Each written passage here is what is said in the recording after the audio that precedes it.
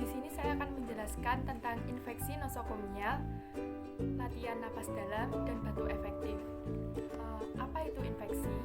Infeksi adalah proses invasif oleh mikroorganisme dan berproliferasi di dalam tubuh yang menyebabkan sakit. Apa saja tanda infeksi? Terdapat 5 tanda infeksi. Yang pertama rubor, lalu dolor, ketiga tumor, keempat kalor, dan yang terakhir fungsio laisa. Lalu sumber apa saja yang menyebabkan infeksi nosokomial? Sumbernya adalah klien, kedua petugas kesehatan, ketiga pengunjung, dan sumber lain. Lalu terdapat 5 rantai infeksi. Yang pertama reservoir, kedua jalan masuk, ketiga inang, keempat jalan keluar, dan yang terakhir jalan penyebaran. Terdapat 4 tahapan dalam proses infeksi. Yang pertama tahap inkubasi, kedua prodromal, ketiga tahap sakit, dan yang terakhir tahap pemulihan. Dan terdapat faktor-faktor yang meningkatkan kerentanan terhadap infeksi. Yang pertama usia, kedua hereditas. Apa itu hereditas? Hereditas adalah kelainan bawaan yang menyebabkan rentannya terhadap infeksi. Yang keempat status imunisasi, kelima status nutrisi dan kelelahan, yang terakhir stres. Bagaimana cara pencegahannya? Cara pencegahannya ialah yang pertama cuci tangan. Cuci tangan dengan langkah yang benar. Yang pertama basuh telapak tangan, punggung tangan, sela-sela jari, teknik mengunci, ibu jari, kuku jari, lalu bilas dan keringkan. Lalu kedua, penggunaan cairan antiseptik dan pembuangan sampah. Setelah itu, latihan napas dalam. Apa itu latihan napas dalam? Latihan napas dalam adalah bernapas dengan pertahan dan menggunakan diafragma sehingga memungkinkan abdomen terangkat perlahan dan dada mengembang penuh. Bagaimana cara kerjanya? Yang pertama, jelaskan prosedur pada klien atau keluarga klien. Kedua, cuci tangan. Ketiga, minta klien untuk meletakkan satu tangan di dada dan satu tangan di abdomen. Setelah itu, latih klien untuk melakukan napas bentuk, napas perut, menarik napas dalam melalui hidung hingga 3 hitungan, jaga mulut tetap tertutup. 1, 2, 3. Setelah itu, minta klien untuk merasakan mengembangnya abdomen. Cegah lengkung pada punggung. Minta klien untuk menahan napas hingga 3 hitungan.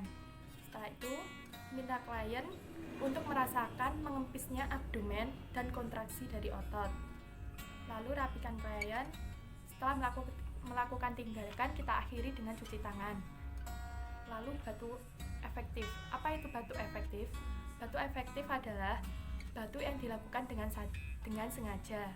Latihan batuk efektif itu sendiri latihan untuk mengeluarkan sekret yang terakumulasi dan mengganggu di saluran napas dengan cara dibatukan, atau metode batuk dengan benar dengan klien yang dapat menghemat energi sehingga tidak mudah lelah untuk mengeluarkan dahak secara maksimal.